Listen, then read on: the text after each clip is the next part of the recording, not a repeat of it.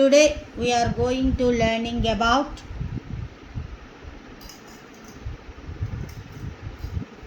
eighth biology, the age of adolescence. The age of adolescence అంటే మరి adolescence యొక్క age ఎంత అంటే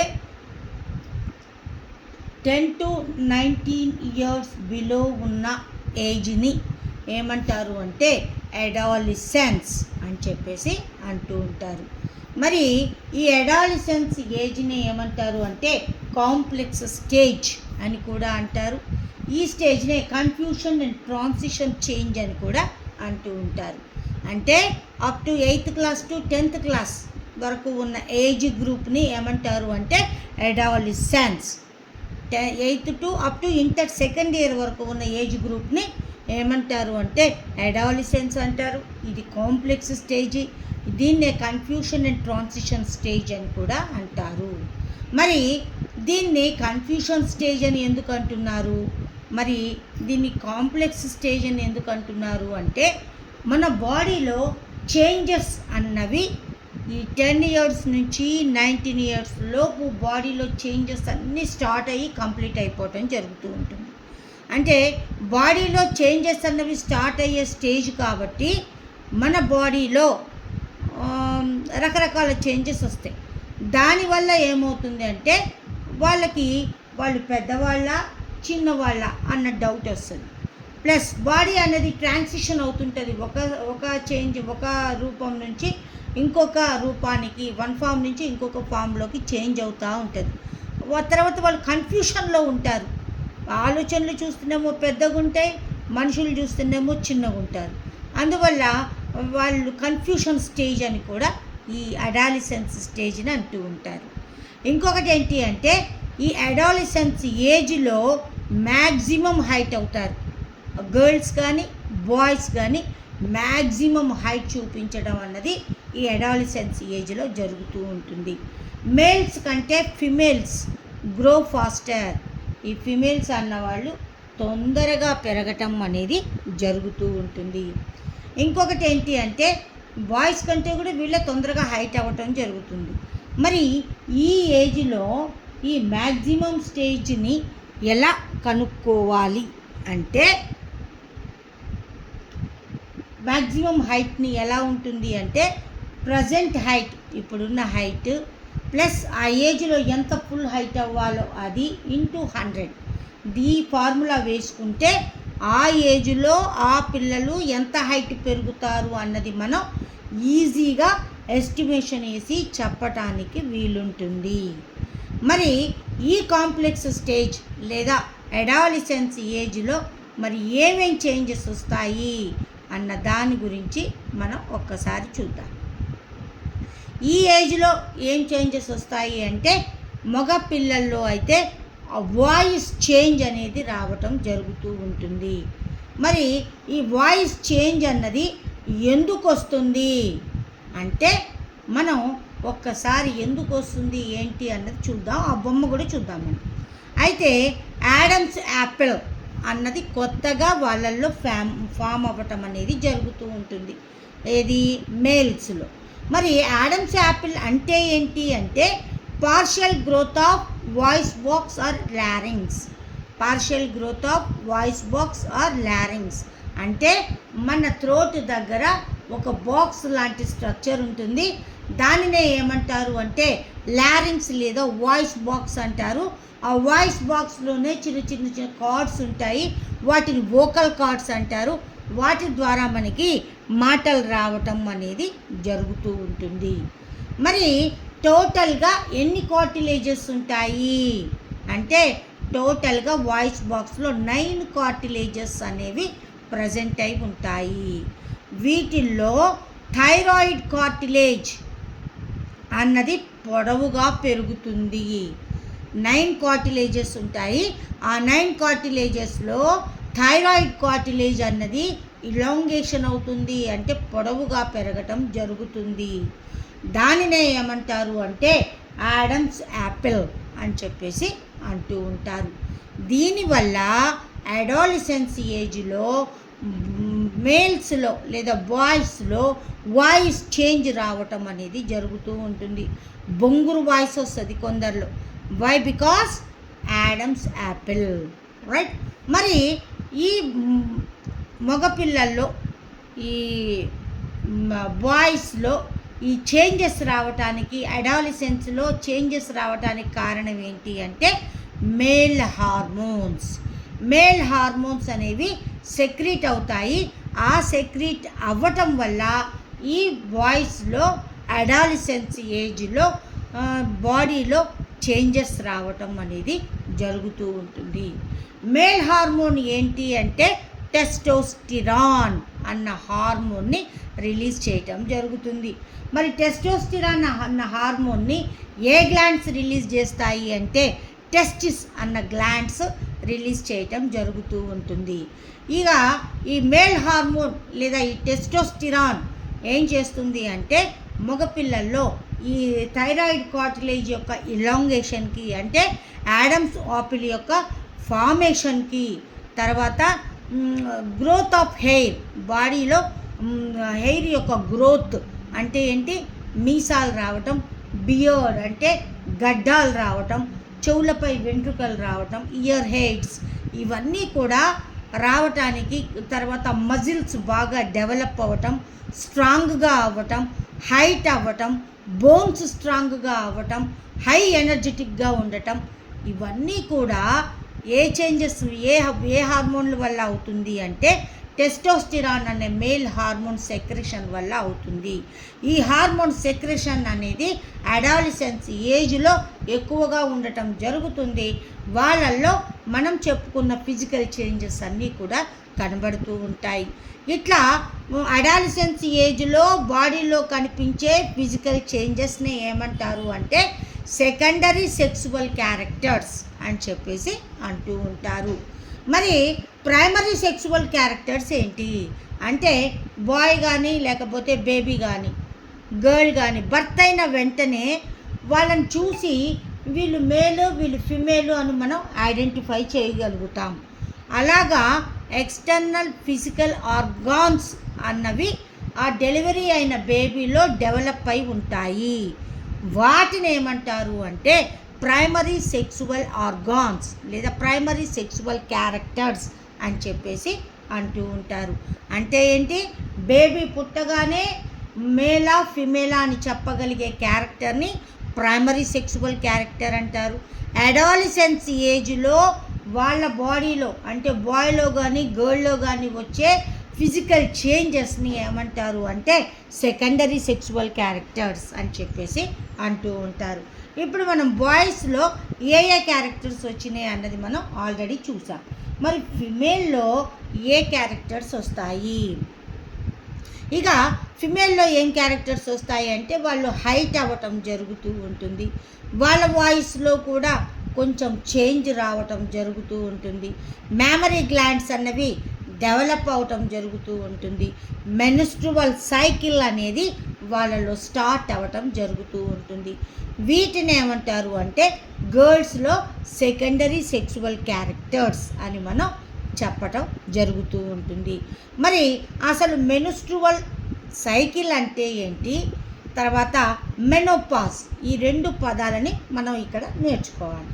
మరి ఇక్కడ చూడండి, ఈ మెన్స్ట్రువల్ సైకిల్ ఎట్లా స్టార్ట్ అవుతుంది అంటే మనం రిప్రొడక్షన్ చాప్టర్లో చూసాం.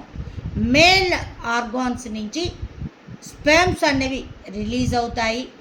ఓవరీస్ అంటే ఫిమేల్ ఆర్గాన్స్ నుంచి ఓవం అనేది రిలీజ్ అవుతుంది. ఇక్కడేమో స్పెర్మ్ రిలీజ్ అయింది, ఇక్కడేమో ఓవం రిలీజ్ అయింది. ఈ రెండు ఫ్యూషన్ అయితే జైగోట్ అనేది ఫామ్ అవుతుంది.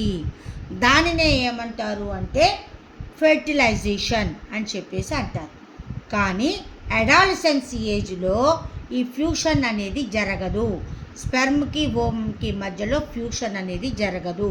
ఫ్యూషన్ అనేది జరగనప్పుడు ఏమవుతుంది అంటే బాడీలో ఫుల్గా డెవలప్ అయిన ఈ బ్లడ్ వెసల్స్, బ్లడ్, తర్వాత టిష్యూస్, ఇవన్నీ కూడా బ్లడ్ రూపంలో బాడీ నుంచి బయటికి రావటం జరుగుతూ ఉంటుంది. త్రూ వెజైనా ద్వారా బయటికి రావటం జరుగుతూ ఉంటుంది. దానినే ఏమంటారు అంటే మెన్స్ట్రువేషన్ అని చెప్పేసి అంటూ ఉంటారు. 20 డేస్లో ఈ రెండు డెవలప్ అవుతాయి. ఫ్యూషన్ కాకపోతే ఇంకొక 10 డేస్లో యూటిరస్ నుంచి ఆ టిష్యూ, బ్లడ్ వెసల్స్, బ్లడ్ ఇవన్నీ కూడా త్రూ వెజైనా ద్వారా 10 డేస్లో బయటికి రావటం జరుగుతూ ఉంటుంది. దీనినే ఏమంటారు అంటే మెన్స్ట్రువేషన్ అని చెప్పేసి అంటూ ఉంటారు. ఈ మెన్స్ట్రువల్ సైకిల్ ఎంత తీసుకుంటుంది అంటే 28 డేస్ పీరియడ్ ఆఫ్ టైంని తీసుకోవటం జరుగుతూ ఉంటుంది. ఈ ఫస్ట్ మెన్స్ట్రువల్ సైకిల్ని ఏమంటారు అంటే మెనార్కీ అని చెప్పేసి అంటూ ఉంటారు. మనలో ఆడపిల్లలకి ఫంక్షన్స్ చేస్తూ ఉంటారు. ఆ సైకిల్ని ఏమంటారు అంటే మెనార్కీ అని చెప్పేసి అంటూ ఉంటారు. ఇక నెక్స్ట్ వన్ ఏంటి అంటే మెనోపాజ్. మెనోపాజ్ అంటే ఏంటి అంటే అడల్ట్ నుంచి ఇంకొంచెం పెద్దగా అంటే 40 అబవ్ ఏజ్ ఉన్న వాళ్ళల్లో 40 to 50 ఇయర్స్ వరకు కూడా ఈ జనరల్గా ఫిమేల్స్లో ఈ ఓవం డెవలప్ అవ్వటం ఈ సైకిల్ జరుగుతూనే ఉంటుంది. అయితే ఎప్పుడైతే వాళ్ళు అబవ్ 40 ఇయర్స్ లేదా అబవ్ 45 40 to 50 ఇయర్స్ మధ్యలో ఏమవుతుంది అంటే వాళ్ళల్లో ఓవమ్స్ అనేవి రిలీజింగ్ తగ్గిపోతుంది. వాళ్ళల్లో పీరియడ్స్ రావటం కూడా ఆగిపోతుంది, మెన్స్ట్రువేషన్ కూడా ఆగిపోతుంది. ఆ స్టేజ్ని ఏమంటారు అంటే మెనోపాజ్ అని చెప్పేసి అంటూ ఉంటారు. మరి బాయ్స్లో సెకండరీ సెక్సువల్ క్యారెక్టర్స్ అనేవి డెవలప్ అవడానికి కారణం ఏంటి అంటే టెస్టిస్ అనే గ్లాండ్స్ నుంచి టెస్టోస్టిరాన్ అనే male hormone is responsible for developing secondary sexual characters in males at adolescence age, right? Next, ఫిమేల్స్లో అయితే ఓవరీస్ అనే గ్లాండ్స్ ఎస్ట్రోజన్ని సెక్రీట్ చేస్తాయి. This hormone is responsible for developing secondary sexual characters in female at adolescence age అని మనం చెప్పవచ్చు. ఇక అడాలిసెన్స్ ఏజ్లో ఏమవుతుంది అంటే మీరు జనరల్గా గమనించండి, ఫేస్ మీద పింపుల్స్ రావటం జరుగుతూ ఉంటుంది. అడాలిసెన్స్ ఏజ్లో ఈ స్వెట్ గ్లాండ్స్ తర్వాత ఈ సెబేషియస్ గ్లాండ్స్ ఈ రెండు కూడా బాగా స్టిమ్యులేట్ అయ్యి ఎక్కువగా సెక్రీట్ చేయటం జరుగుతూ ఉంటుంది. ఈ స్వెట్ గ్లాండ్స్ నుంచి స్వెట్ అనేది సెక్రీట్ చేయటం జరుగుతుంది. స్వెట్ని ఏమంటారు అంటే చెమట అంటారు.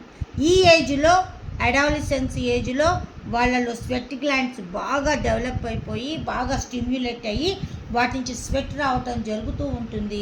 అందువల్ల వాళ్ళు ఎక్కువగా చెమట పట్టడం, చెమట వాసన రావటం అనేది జరుగుతూ ఉంటుంది. కాబట్టి ఈ ఏజ్లో వాళ్ళు ఏం చేయాలి అంటే ఎక్కువగా హైజీనిక్గా ఉండాలి, బాగా క్లీన్గా బాడీ మొత్తం కూడా ఎప్పటికప్పుడు క్లీన్గా ఉంచుకుంటూ ఉంటే ఎలాంటి సైడ్ ఎఫెక్ట్స్ రాకుండా ఉంటాయి. ఇక సెబేషియస్ గ్లాండ్స్ వీటి నుంచి సెబమ్ అనేది సెక్రీట్ అవ్వటం జరుగుతూ ఉంటుంది. ఈ సెబమ్ ఏం చేస్తుంది అంటే ఈ స్కిన్ మొత్తాన్ని కూడా జిడ్డుగా ఆయిలీగా ఉంచటం జరుగుతూ ఉంటుంది. ఈ ఆయిలీ కంటెంట్లో ఫ్యాట్స్ అనేవి ఎక్కువగా ఉంటాయి. అందువల్ల ఫేస్ మీద చిన్న పింపుల్స్ రావటం అనేది జరుగుతూ ఉంటుంది. పింపుల్స్ రావడానికి కారణం ఏంటి అంటే ఈ సెబేషియస్ గ్లాండ్ సెబమ్ని ఎక్కువగా సెక్రీట్ చేయటం వల్ల ఈ స్కిన్ మొత్తం కూడా ఆయిలీగా అయ్యి పింపుల్స్ అనేవి ఫామ్ అవ్వటం జరుగుతూ ఉంటుంది. కాబట్టి ఈ పింపుల్స్ రాకుండా ఉండాలంటే మనం ఎప్పటికప్పుడు ఫేస్ మీద ఆయిలీగా లేకుండా ఎప్పటికప్పుడు ఫేస్ క్లీన్ చేసుకుంటూ ఉండాలి. ఇట్లా ఈ అడాలిసెన్స్ ఏజ్లో బాయ్స్లో కానీ గర్ల్స్లో కానీ రకరకాల చేంజెస్ రావటం అనేది జరుగుతూ ఉంటుంది. మనం ఈ అడాలిసెన్స్ ఏజ్లో కొన్ని పిక్చర్స్ గురించి ఒక్కసారి చూద్దాం.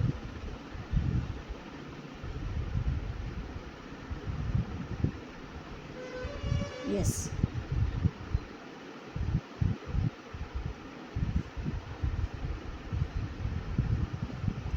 ఇది చూడండి అడాలిసెన్స్. ఇక్కడ బాయ్ లాగా ఉన్నాడు. ఈ బాయ్ ఏమవుతాడు అడల్ట్గా మారుతాడు. అంటే అడాలసెన్స్ అంటే ఏంటి?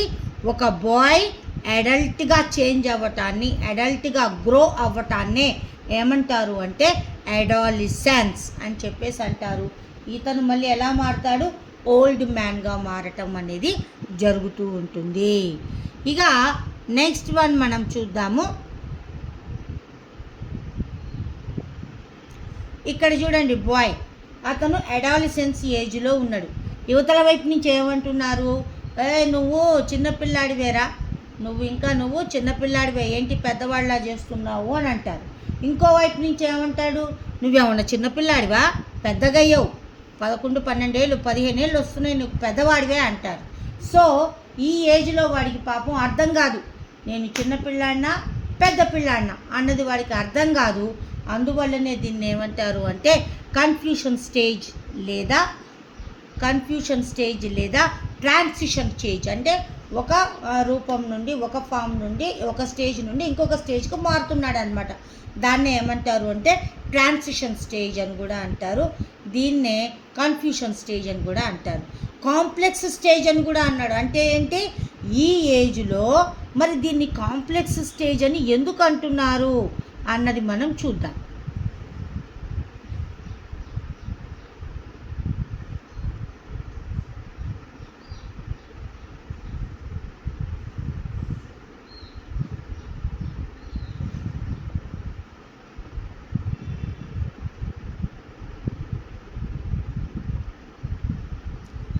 అడాలసెన్స్ అన్న పదం అడాలిసర్ అన్న లాటిన్ వర్డ్ నుంచి వచ్చింది.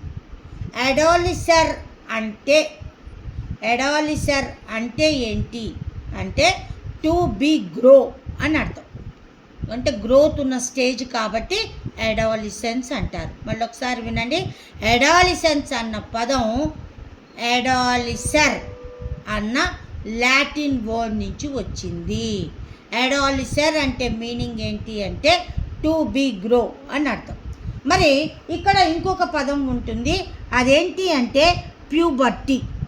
మరి ప్యూబర్టీ అంటే ఏంటి?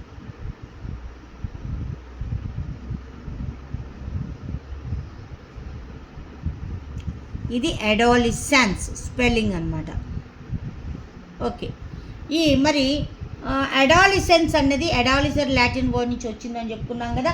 మరి దీన్ని మనం కాంప్లెక్స్ స్టేజ్ అని ఎందుకు అంటున్నాం అంటే వాళ్ళల్లో ఫిజికల్ చేంజెస్ వస్తాయి, మెంటల్ చేంజెస్ వస్తాయి, ఎమోషనల్ చేంజెస్ వస్తాయి, సైకలాజికల్ చేంజెస్ వస్తాయి. ఇన్ని రకాల చేంజెస్ అన్నవి వాళ్ళకి అడాలసెన్స్ స్టేజ్లోనే స్టార్ట్ అవుతాయి. కాబట్టి ఆ స్టేజ్ని ఏమంటున్నారు అంటే కాంప్లెక్స్ స్టేజ్ అని చెప్పేసి అంటూ ఉంటారు. ఇక్కడ స్టేజెస్ను కూడా చూపించటం జరిగింది. చూడండి, చిన్న బేబీ కాస్త ఏమయ్యాడు?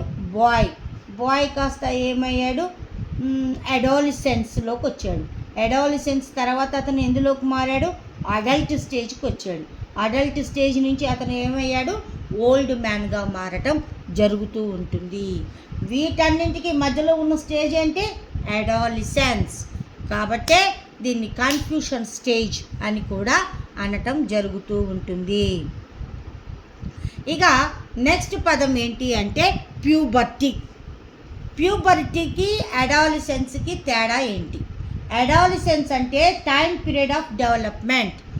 బాడీలో డెవలప్ అయ్యే టైం పీరియడ్నే అడాలసెన్స్ అంటారు. మరి ప్యూబర్టీ అంటే ఏంటి? మనం చెప్పుకున్నాం, ఈ టైం పీరియడ్లో బాడీలో చేంజెస్ వస్తాయని చెప్పుకున్నాం. ఆ బాడీలో చేంజెస్ రావటాన్ని ఏమంటారు అంటే ప్యూబర్టీ అని చెప్పేసి అంటూ ఉంటారు. అడాలసెన్స్ అంటే 10 to 19 years మధ్యలో ఉన్న పీరియడ్నే అడాలసెన్స్ అంటారు. అంటే time period of development. Puberty అంటే ఏంటి? ఈ 10 to 19 years మధ్యలో వాళ్ళ యొక్క బాడీలో ఏమేమైతే చేంజెస్ వస్తాయో దానినే ఏమంటారు అంటే ప్యూబర్టీ అని చెప్పేసి అంటూ ఉంటారు. ఇప్పుడు మనం ఏం చేద్దాము అంటే అసలు మెన్స్ట్రుయేషన్ సైకిల్ని ఒక్కసారి చూద్దాం. మెన్స్ట్రుయేషన్ సైకిల్ చూడండి, ఇది పిట్యూటరీ గ్లాండ్ అనుకున్నాం. ఈ పిట్యూటరీ గ్లాండ్కి ఈ చేతిలో ఏం కనబడుతుంది మీకు? ఫోన్ అంటే సిగ్నల్ పంపిస్తుంది. ఎక్కడికి పంపిస్తుంది ఇది సిగ్నల్కి అంటే ఓవం దగ్గరికి సిగ్నల్ పంపించటం జరుగుతుంది. ఇది ఓవం.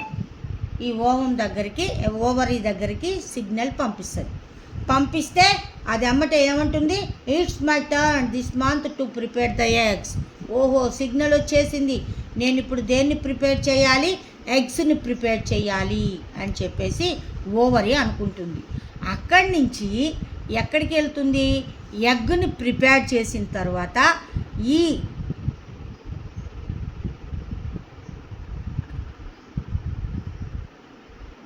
ఎగ్ని ప్రిపేర్ చేసిన తర్వాత ఇక్కడ ఈ యూటిరస్ అనేది బాగా డెవలప్ అవుతుంది. అంటే ఊరికి ఎక్సర్సైజ్ చేసినట్టుగా చూపించాడు, మంచి ఫుడ్ తీసుకుంటున్నట్టుగా. ఈ యూటిరస్ బాగా డెవలప్ అయిపోతుంది, లోపల టిష్యూస్ ఫామ్ అవుతాయి, బ్లడ్ వెసల్స్ ఫామ్ అవుతాయి. ఇక వచ్చిన ఓవరీ ఫెర్టిలైజేషన్ అవ్వగానే వచ్చి ఇక్కడ కూర్చుంటుంది అనమాట. ఇక్కడే బేబీ డెవలప్మెంట్ అంతా జరుగుతూ ఉంటుంది. సో ఇక్కడ యూటిరస్ మాత్రం ఫుల్గా డెవలప్ అయి ఐఎమ్ రెడీ అని చెప్తుంది. మరి ఎప్పుడైతే ఇక ఇది రెడీ అవుతుందో అవ్వగానే ఈ ఓవరీ ఉన్న ఓవిడక్ట్ ఏం చేస్తుంది అంటే ఈ ఎగ్ని తీసుకొచ్చి యూటిరస్కి ఇవ్వటం జరుగుతుంది. ఇక ఎగ్ అన్నది యూటిరస్లో పడిపోయింది.